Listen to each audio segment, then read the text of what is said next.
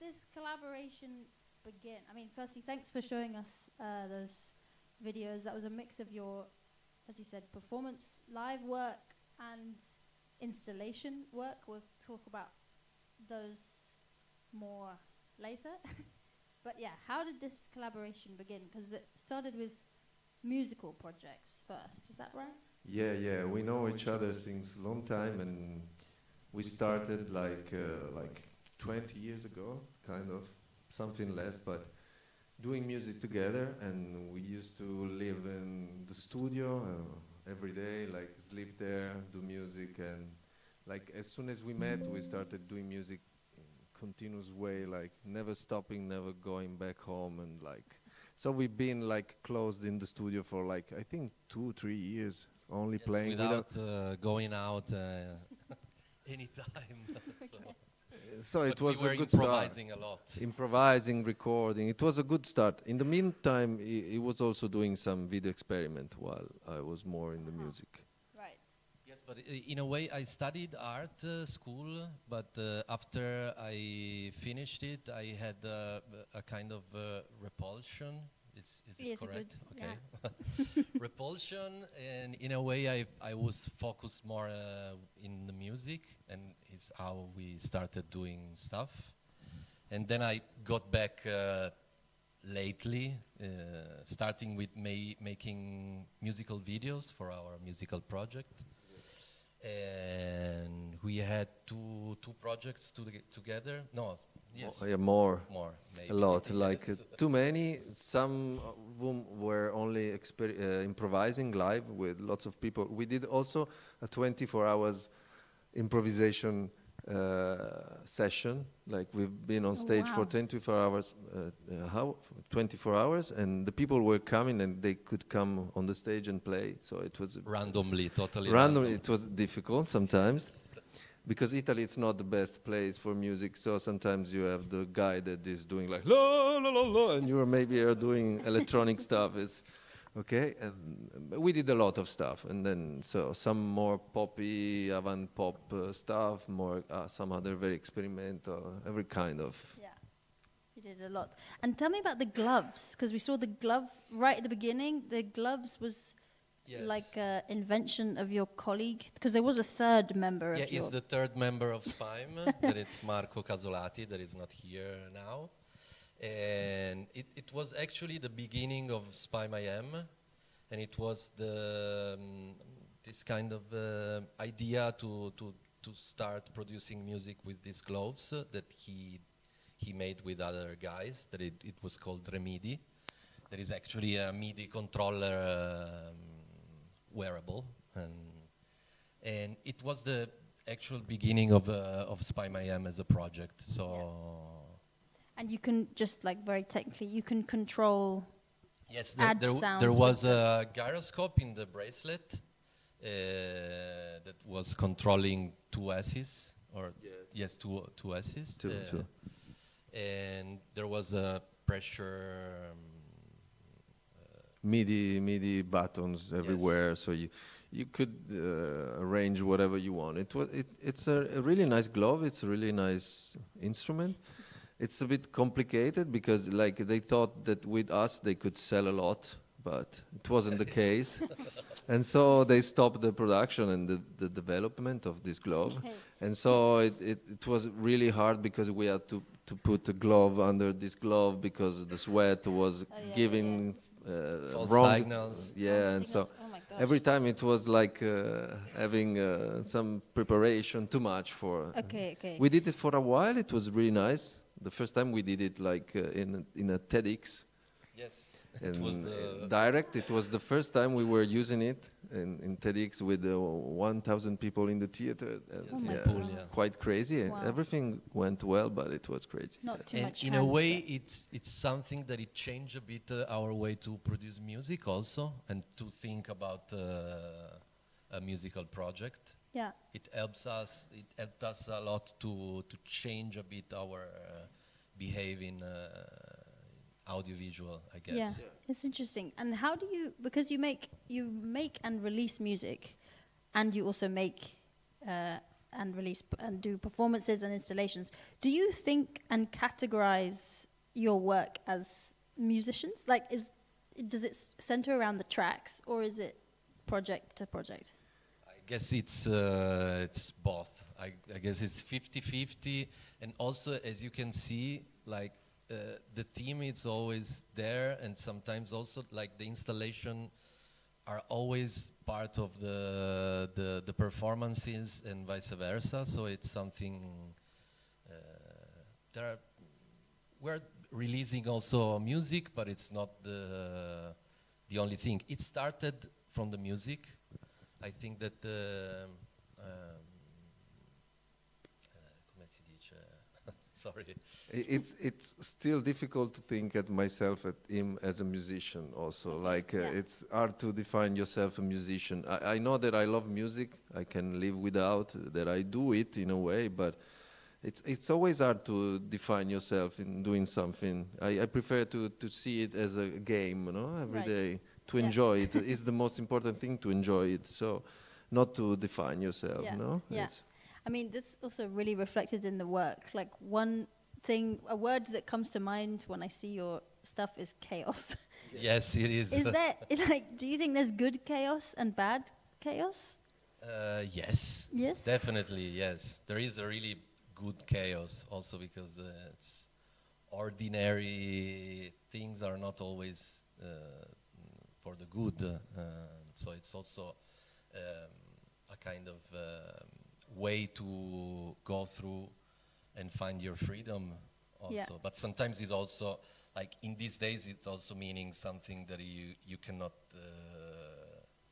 process. Yeah. Like all these things about too many information, it's also chaos, and it's not something, in a bad way. Yeah. Yeah, chaos, like error, to me, it's something that allows you to create something that you didn't expect. So something that comes out.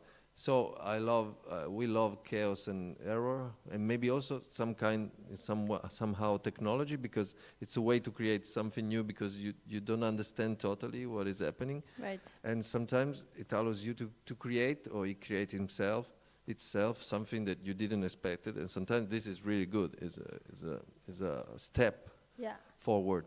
And in this way, sometimes a step forward is also in the wrong direction.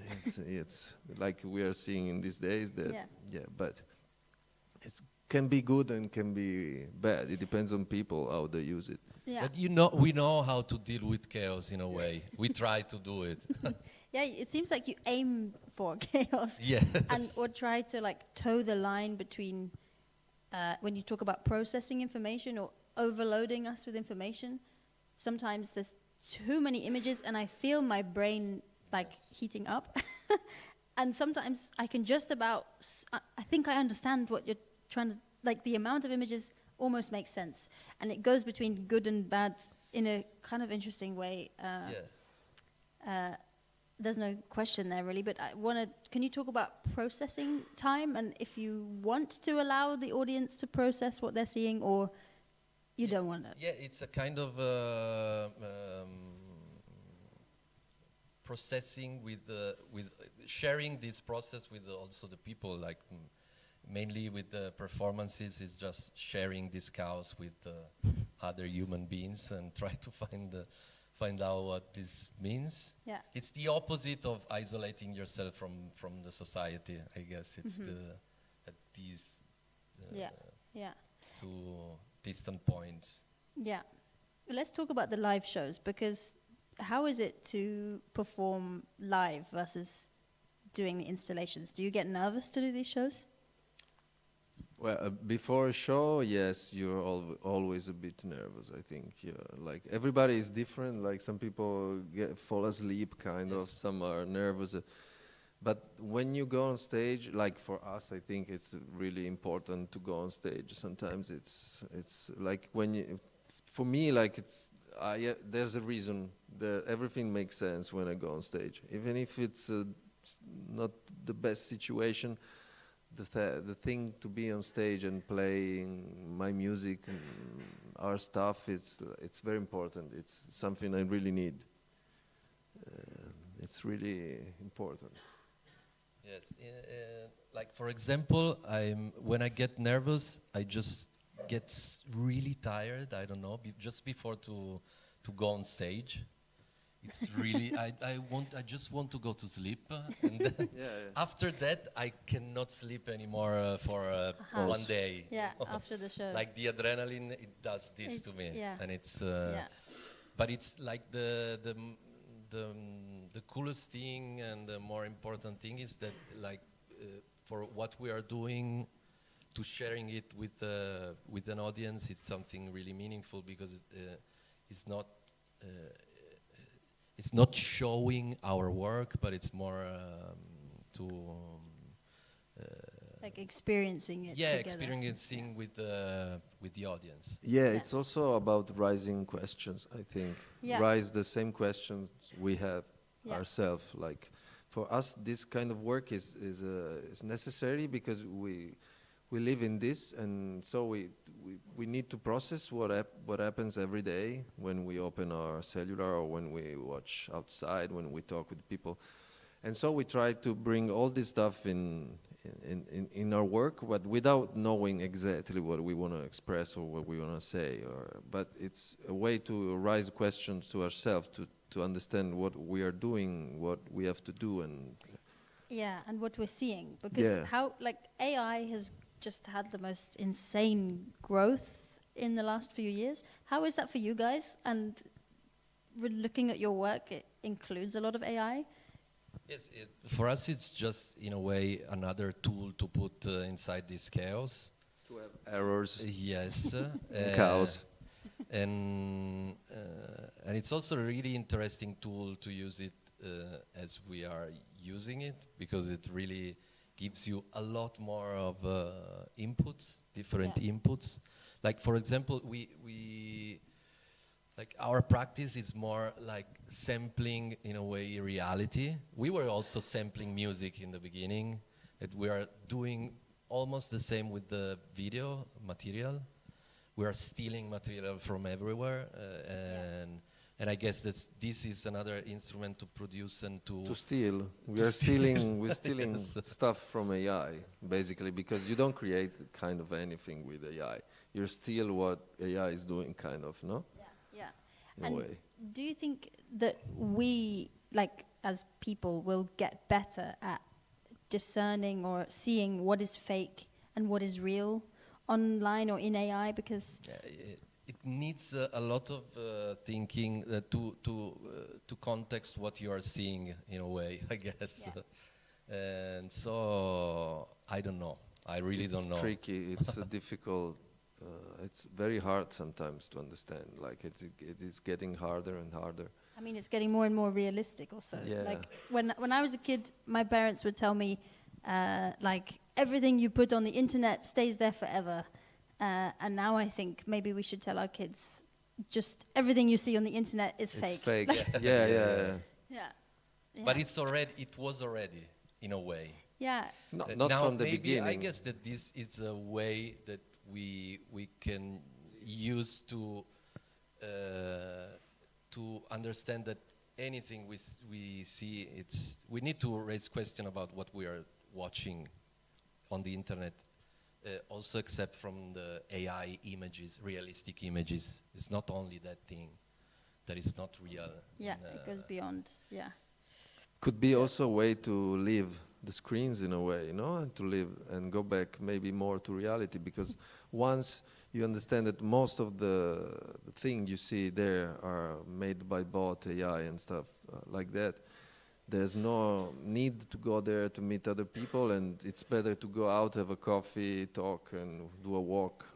So this could be a good turning point if. Yes, to make each people like touch humans. Yes, like touch also because I guess it's something really deep in the human being, like that uncanny valley, that feeling for something that it's quite realistic, but it's just Unreal not. computer. It gives you this distance from what you are, and like the come si dice previsioni? Sorry. Prediction. No. Yeah, like the prediction is like in the social media, like 90% of the images will be AI. I guess that maybe it will be a chance to leave that kind of world and behavior and go somewhere else, maybe. Yeah, that we will hunt for reality. Yes. In the real world. And is that, do you think it in terms of overstimulation and like absorbing information at this speed, can it be a good thing? Like, I feel like we hear a lot of conversation and rhetoric around how we're overstimulated in our central nervous system, we don't sleep enough, etc. But can it also be a good thing? I'm thinking along the lines of like, if complexity is normal, maybe that helps us to think in more nuanced ways, maybe? In a way, I guess yes. We are trying it. So Yeah. this is basically an experiment to fix the limit of human possibility to. Yeah. But I don't think that we are made to process all this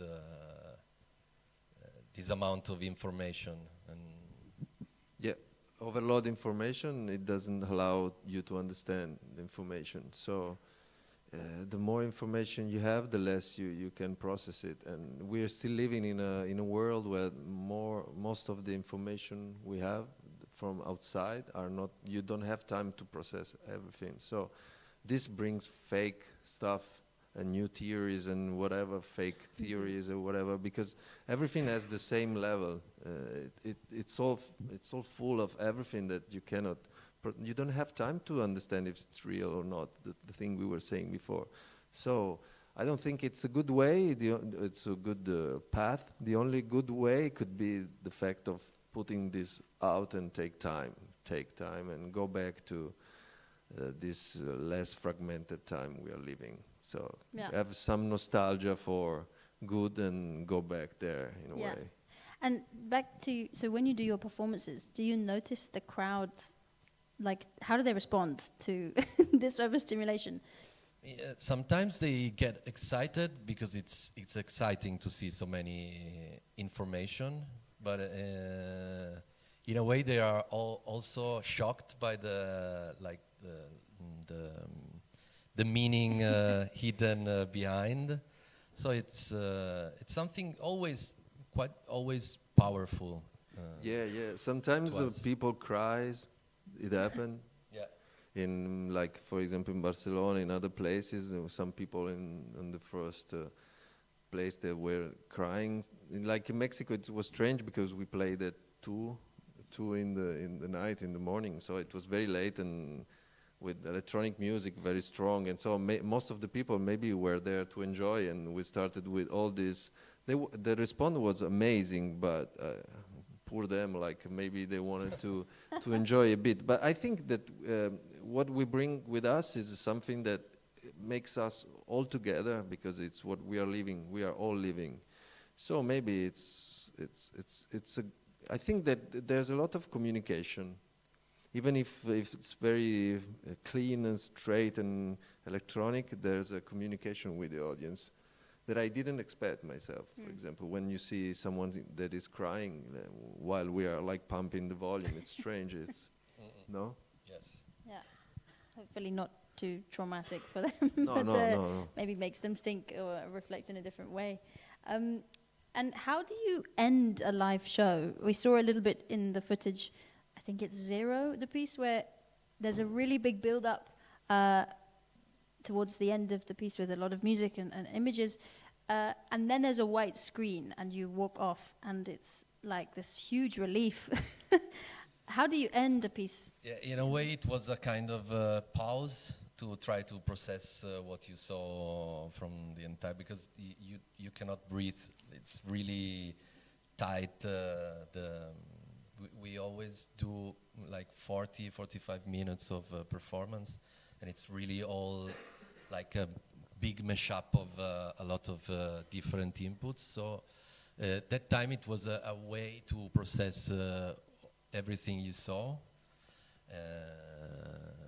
Yeah, the first time we did it for an installation with Club to Club, but after the White, we had our third partner going on stage with, how do you call it, the scope, the thing to clean. The ground. He Like- was cleaning the a vacuum ground cleaner, while the yes. White was going down, like there's all this shit and someone has Yeah. to clean it, no? Yeah. And it was... And there was this Nice. white screen, and he was doing like. Yeah, but then sometimes we put some good phrases from good thinkers, and Yeah. it depends on Yeah. the show, yeah. Because there's an inherently like political message behind all of your work, right? Or no, yeah, Yes. no.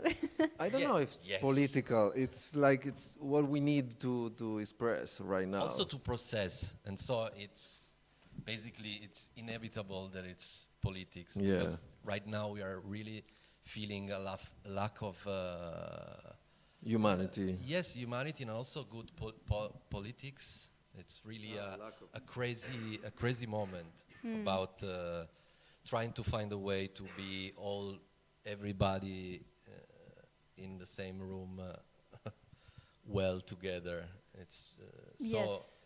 it's inevitable that it's that political, because also it's what we are seeing through the virtual life that we have through the social media. We are seeing a lot of this stuff lately. Yeah. Also, we are trying to because when you scroll your iPhone, you have someone that is dancing, and then there's the war images, and then there's something ugly, and then something beautiful, and this is very strange. So what we try also to do is to put things that are together for a while, so that you really understand in a way. You have time to process this, because it's very difficult on your phone to give the right attention to Exactly. what you are watching it, Yeah. because it always changes in too much different ways. Yeah, Yeah. and it's a It's little all the bit. same, like It's someone that fucking is with dying your with- empathy to what you're seeing. So it's also our show. It's in a way the acceleration of that behavior that we usually have when we are scrolling Yes, like jumping between, you know, between. really harrowing images of Yes. kids dying in a war zone to someone doing a makeup tutorial is a Yes. bit of it fucks with you if you have to then go and be with your kid or be in the office. But one of the images that we see, I think it's going between all these images of syringes, injections, and Okay. and then bodybuilding, and then and as you said, you make connections between, like you stay on one topic Yeah. visually, and that morphs in between other topics, and that allows me as the viewer to make other connections Yes. or something. That was, I guess, that was one of the first video that it bring us to this new aesthetic, because before we were doing more abstract landscape generating through the analysis of the audio, and that one, I guess, it was the first experiment that we made, putting together different images, a lot of images that were building up. Yeah. Sense. Yeah. And it was a kind of stream of conscious, that video in particular. And I guess it's coming in a little by this program that there was in Italian TV. I guess the only really good art thing in TV in the Italian television, that it was called Blob, and it was a mashup of different part of TV shows to make to create a new sense from like trashy television. Okay. And in a Yeah, way, it we was took really this behavior to, Yeah. and we built this in a way. Yeah. Yeah, I must say that I'm always surprised when we work on project about this like way of putting stuff together, because we have like maybe an idea of the direction of what is going to happen, but then it creates this kind of sometimes this connection that I found amazing, that is the only one that can do that. Like, even if we work together, we have the same idea, but then you see, like, when someone is really good on his field, and he does this connection that are amazing. Like maybe a musician very good, he does some connection with chords and sounds, and that is not rational. It's more like empathic or more like physical. It's so super nice. So sometimes it does a really nice connection. That's sweet. I mean, that's like the opposite of AI, right? Is erratic, human, irregular, creative. Yes, yes. Human thinking and the patterns. fact is that AI, in a way, is just another tool to use to add to our practice. Your It's content, the stupid guy in the room that you need to do the yes, shitty we're job. not feeling It's the threatened intern, by the this. stage, the intern. Yeah, okay. We're not feeling that we are threatened by that. No. There are a lot of problems with AI, but I don't think in art art is the problem. No, okay, that's reassuring. Yeah. Cool. So now maybe we shift a little bit to talk about your installation work. So with a particular focus on the project Infomania, which you saw very much in the second video. So Infomania is an audio-visual installation that was presented at In Space in Mexico City in September of last year. It's a wild ride of 25 minutes where we see footage that you've seen in the presentation. It's absorbing, overstimulating, funny, dystopian, loud. We see images of people, brands that we recognize that are warped into something new and surreal at a pace which is hard to follow at times. But let's talk about tempo, because in Infomania, it's not always overwhelming throughout in the whole film. Like, it's very fast-paced, but it does vary. How do you decide when you want to overload the audience with like a machine gun of images and when you take it down a bit? It's difficult to answer because it's really personal, I think. The nice thing is that we are always okay each other with, like we say, this should be more fast. Yeah, you're right. Yeah, I was thinking the same. It's always like that, and it's super nice because we never are disappointing. Yeah. And yeah, we don't know. It's something about time. It's a kind of breathing. It's a thing. It's a film or whatever. It needs his own rhythm, his own breath, and it doesn't need. It can be always the same. It has to change. And for us, that is the right way of breathing. I guess it's, in a way, a thing that we learned when we were, I don't know, I was just thinking this, but maybe it's something that we learned when we were playing with the gloves, because it was totally free, like the tempo, and we needed to find a natural tempo inside ourselves.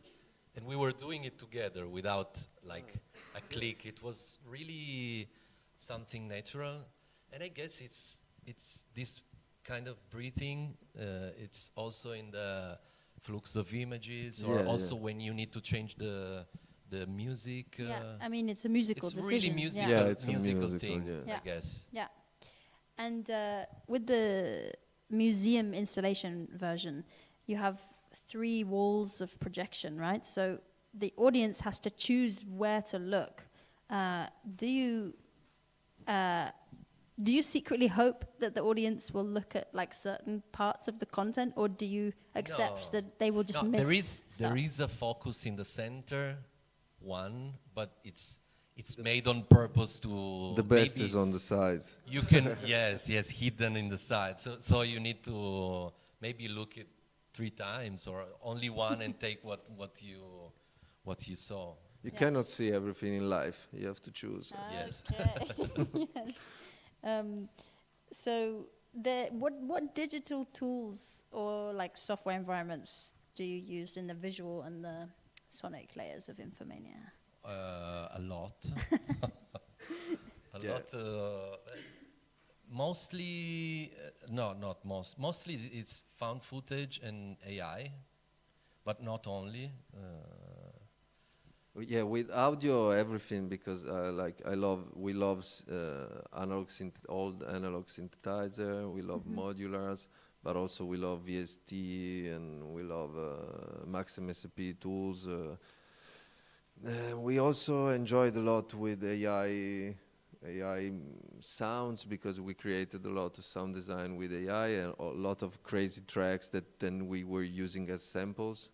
So like in Infomania, we used every kind of.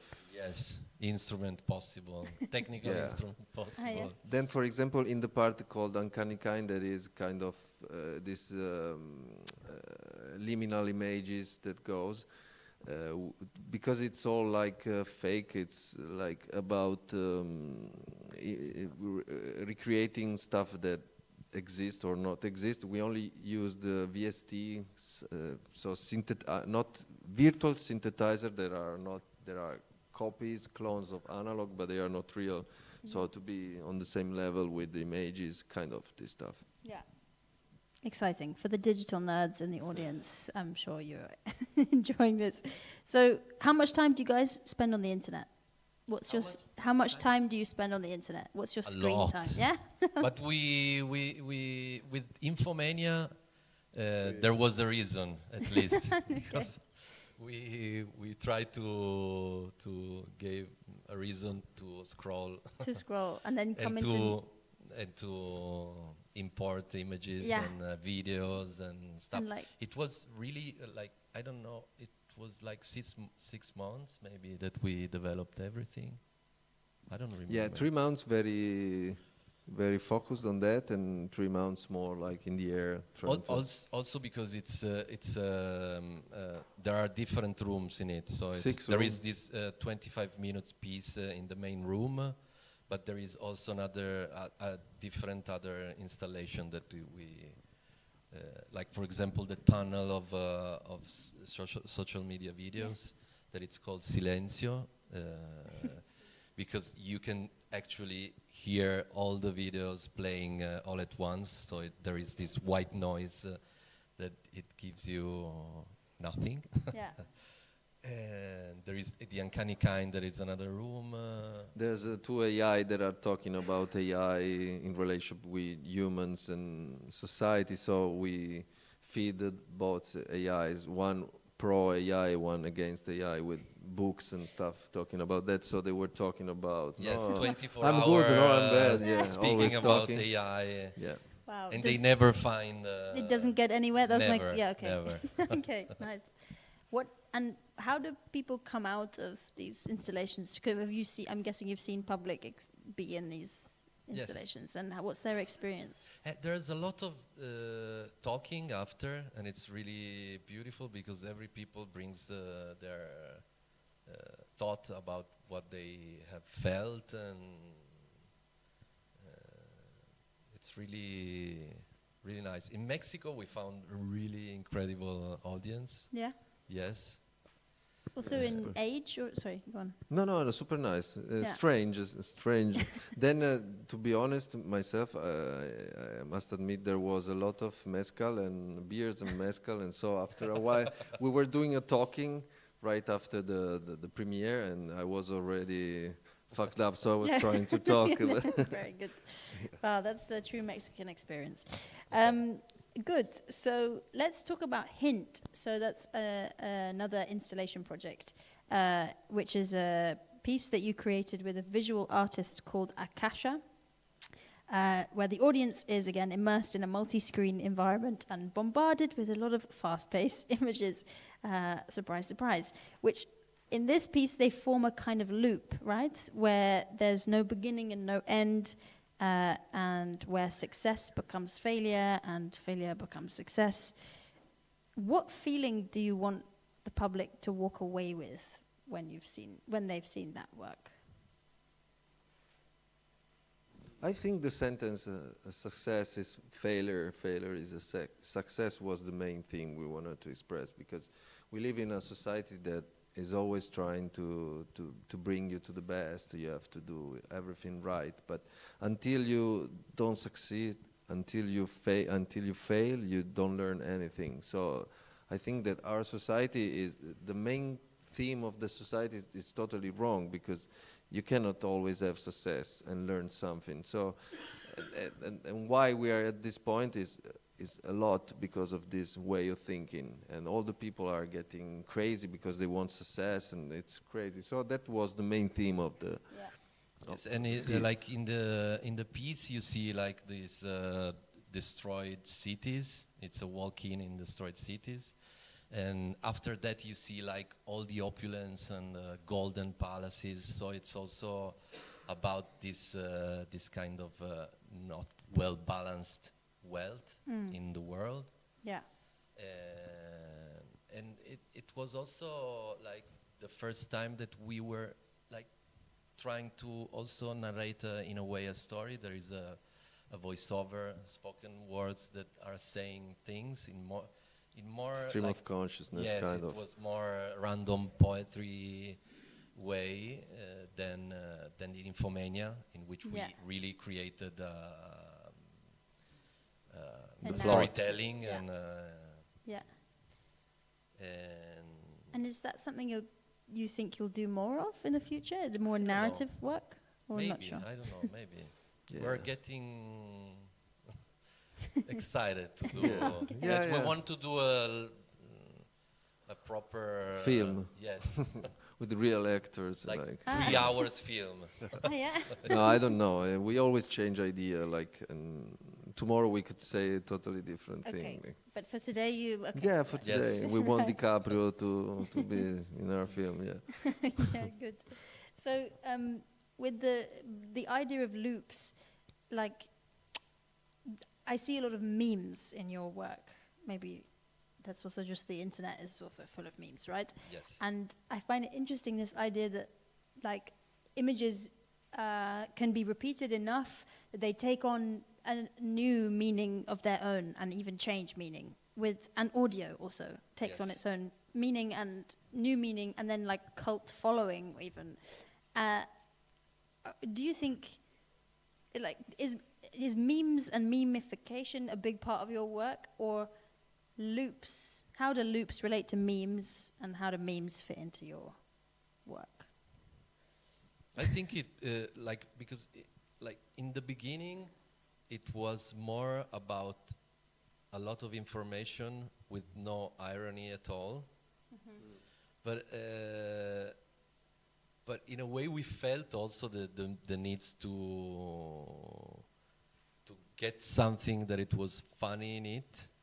But then it's always contradicted by the thing that you saw previously, and Yeah. this thing that you are saying, the looping, it's changed also the meaning of what we are seeing, and you're not maybe smiling anymore or laughing about that because it's weird.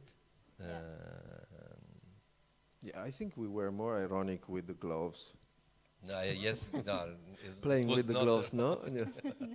Well, I mean, it's like, it's hard not to see we were that. funny, not Yeah. ironic. Yeah. I So mean, it's why we left the gloves.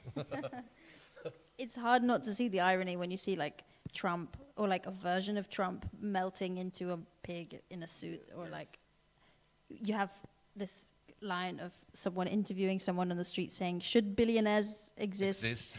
Absolutely, that's incorrect, or something. But yeah.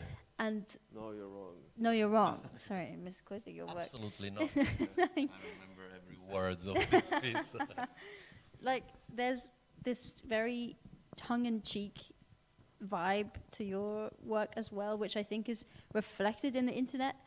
I think often about the comment section of like Yeah. Instagram and TikTok. It's really wild. There's an arena Yes. nowadays which It's- didn't exist before, where I think people are more funny because Yes. these top comments of just like lines of people commenting on people's shit, commenting on people's stuff. You know, it's Are more funny, but they are also more wild. So Yeah. it's Scary. Yeah. it's we're trying to bring everything inside. So Yeah. it's yeah. But it's nice to see also the something that everyone is seeing in their phones is replicated in art, or that's Yes. something I miss in theatre sometimes. yes.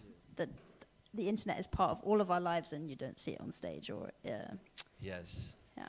But I guess that I was also we were born on also in the period of all the net art growing, and it was something that it was always been a part of what we liked. So I guess it was natural to express our visual part in this way.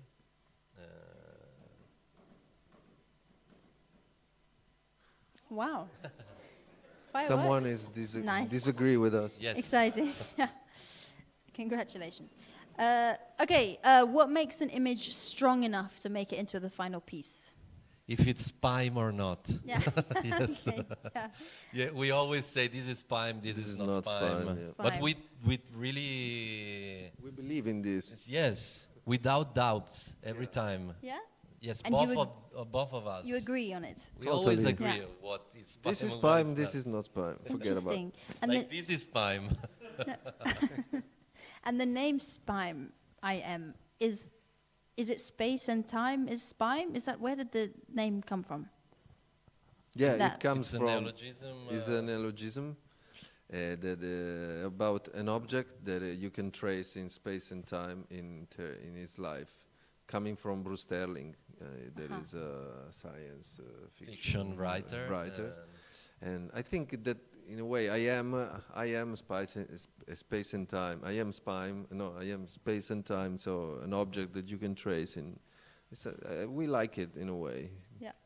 And I guess it was also really fitting with our way to do both music and video, because it's always about space and time. Yeah, but Space is it's video. really And time is tiny, music. tiny Yeah. fraction of time. And that's interesting. Yeah.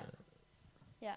And also when you do live shows, how does that change your perception of time?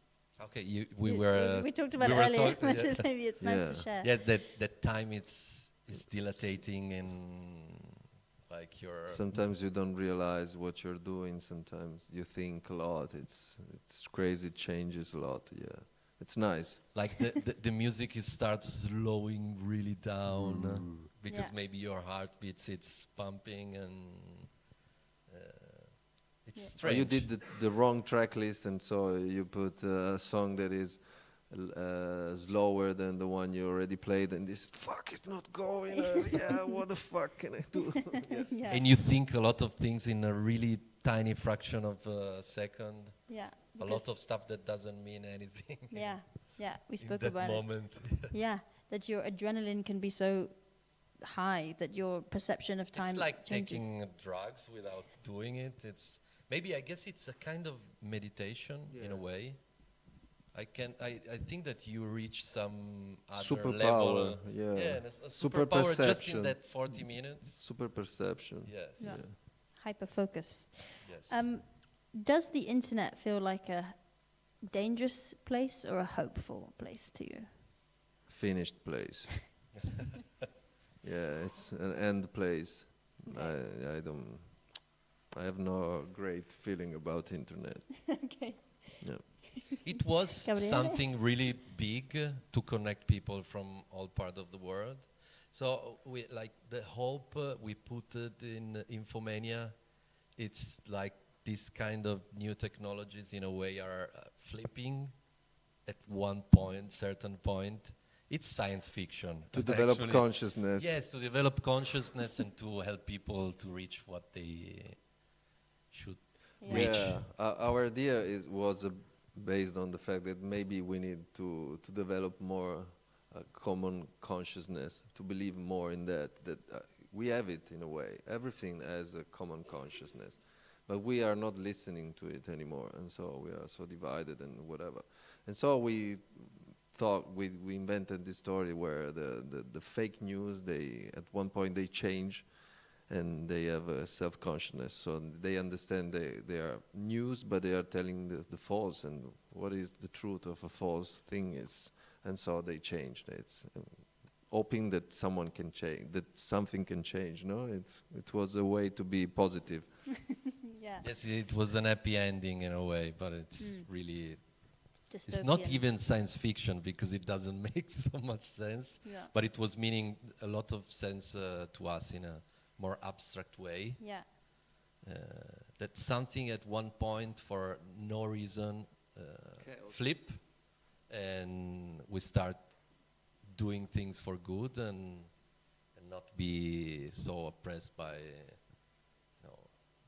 by capitalism and marketing, because it's like the internet, not the internet, but the social media really into the like showing something that you, not even showing, just selling yourself. Yes, it's quite sad. Like, Yes. I think often about if people have a level of success or fame in their field, that at some point in that road to success, they need to externalize their lives online by being an influencer or talking about their whatever personal life, in order to gain platform and virality, and then they can go on and then be successful. And I find that so, I don't know, I just find that very dystopian. And it's for us, like, for example, it's really difficult to do it. Yeah. We're not doing it You're so quite much. private. We're really shitty in using social media. Like SPIME.IM, it's another thing. It's going by itself, but we're not posting anything. It's really difficult to... Yeah, or revealing great details about your inner struggles in order to, like, that's a really strange part. But it's not to keep it, it's just because it looks meaningful there. It's everything, it looks really meaningful. And you work as a collective. Do you always agree? You said you always agree when something is SPIME as an image. Do you have, are there fights going on No. to expose the dirty laundry? No, it's you agree? everything very smooth. Like sometimes we Only argue between us. Yeah, With maybe the for others, stupid yes. stuff. Yeah. No, it's very smooth, very nice. Great. So we are about to come to audience questions. So if you have something you want to ask or a reflection, also have it cooking on the back burner. So one last question here. Do you think overstimulation risks like flattening a culture, or can it reshape it so that it's something that we don't even know how to read yet, or we don't understand yet, but could overstimulation be a good thing?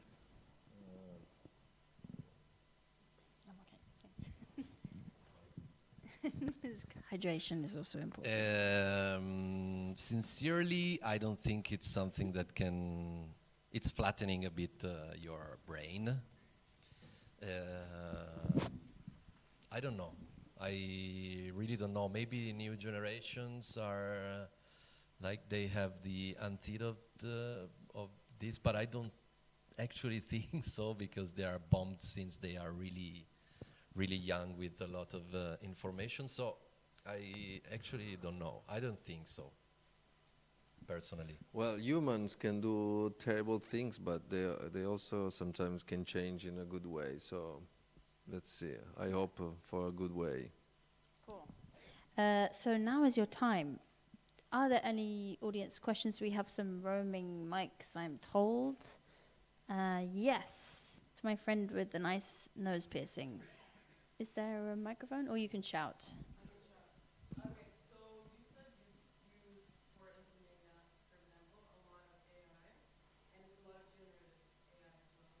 So I was wondering, how do you take into account and how do you explain it to people the environmental impact? I'm going to repeat it into the mic for the live stream as well. There's a lot of AI used in the Infomania. How do you take into account sustainability, was it? Like the The environmental... environment into that. Like, I never say this, but I did. It's not something that it's not the way. But I didn't. I'm planting trees to be a little bit not that ashamed of what I was doing, but. Everything we do in this society is quite bad for the environment. Maybe we should stop to doing everything. I don't know, but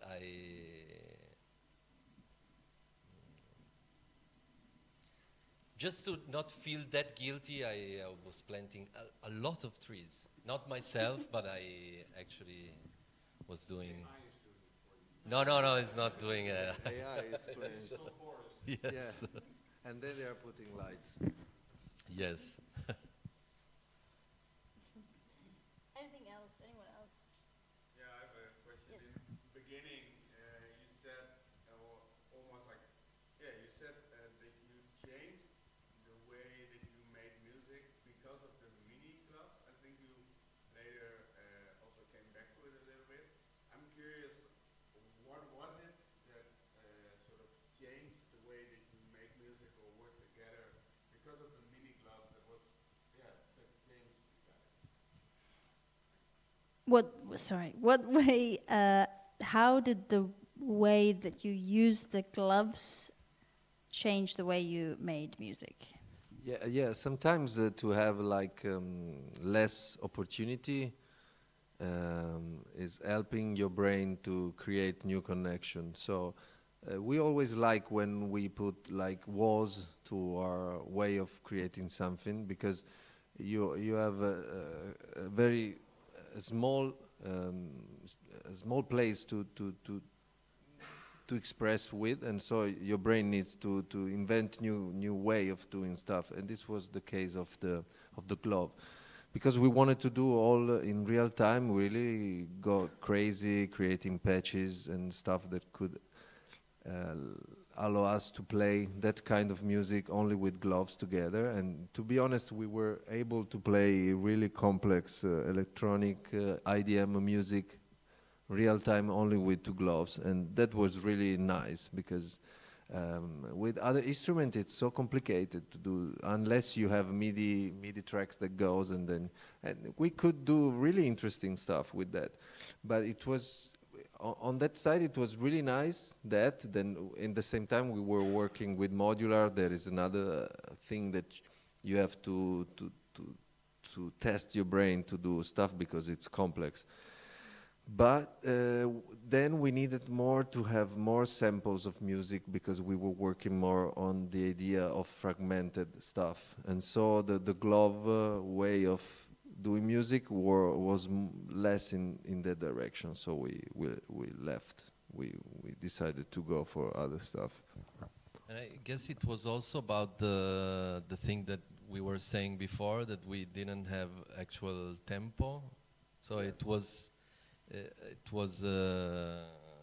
did really change our way to not have a proper grid, and doing it more freely in a way, and to deal with these waves of sound. And yeah, also coming from a normal instrument, like it was in a way more physical, like playing the guitar or the percussion or whatever, because and that was really nice. Yes. So you're saying that the gloves were sort of self-imposed limitation also?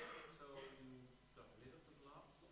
So what's the new limitation now? What's the new walls that you put up to challenge your own brains? Yeah, every project has its own walls. Like, for example, usually we create kind of process for each track. So maybe we did a track with Stina Forst, that is a performer. When we use her voice, only her voice, we send her the lyrics. She recorded talking, so it was talking. And then we used her voice only to create drums together with the voice, and we did a patch that was creating real-time drums, and then we edited. So we always kind of try to put walls, nothing else apart from drums and vocals done with that patch. I cannot add And if you would have used something besides her voice, then it would be cheating. yeah. Yeah. Yeah. but sometimes we cheat also. Yeah, because yeah. it's Not in real life. If you build walls, you can sometimes go also on the other. Yeah, only in fake life. Yeah. Great. It's more good on cheating. Sometimes I get too strict to the idea. Yes, because also when you build an environment in which you can create something, you can also sometimes do like an exception, and so it's also interesting to play with that. Fantastic. Yes. Do you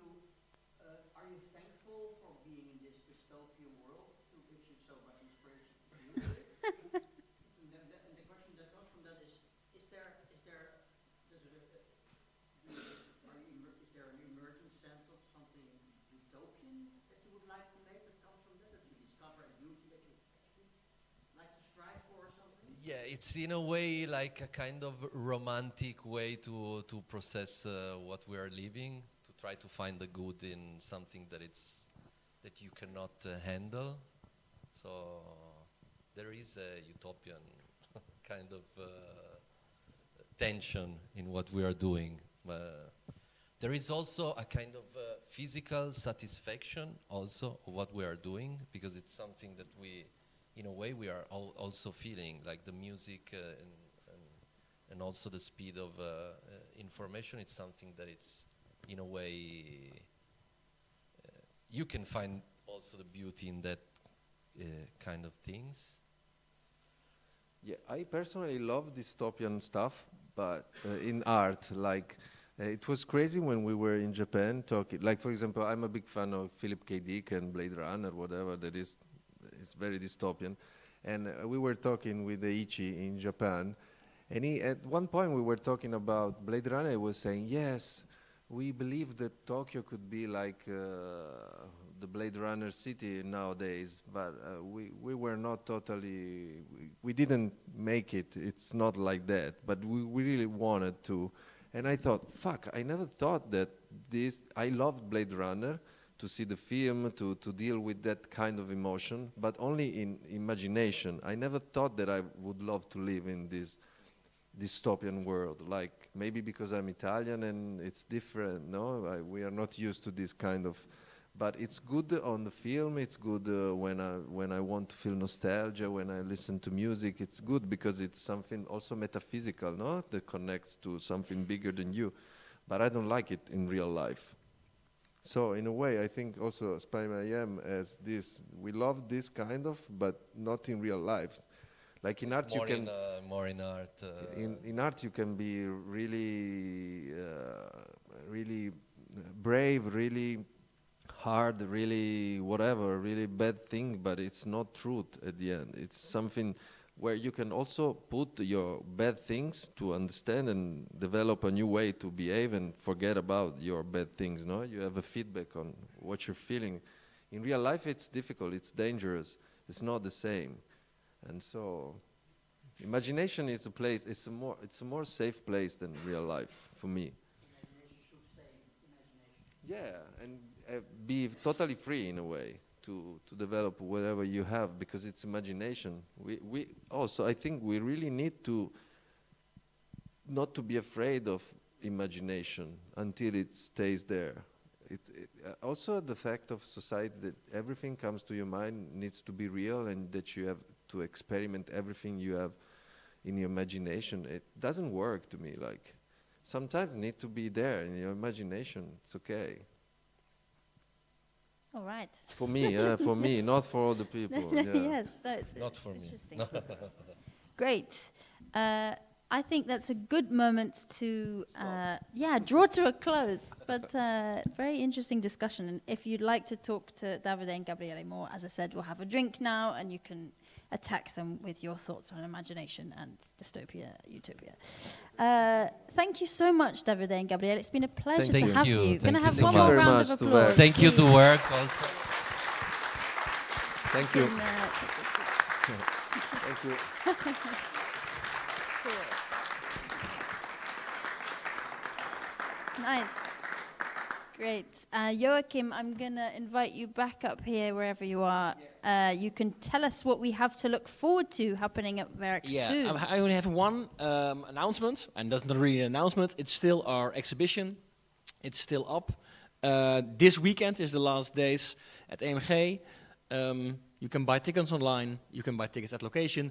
That's basically the only announcement that I have. Fantastic. So maybe you can keep it up here. You can check it out. Great. Thank you very much. Yeah, thank you. Great. I've been your host, Rosie Reith. You've been a great audience. Let's have a drink. Thanks for coming, and good night.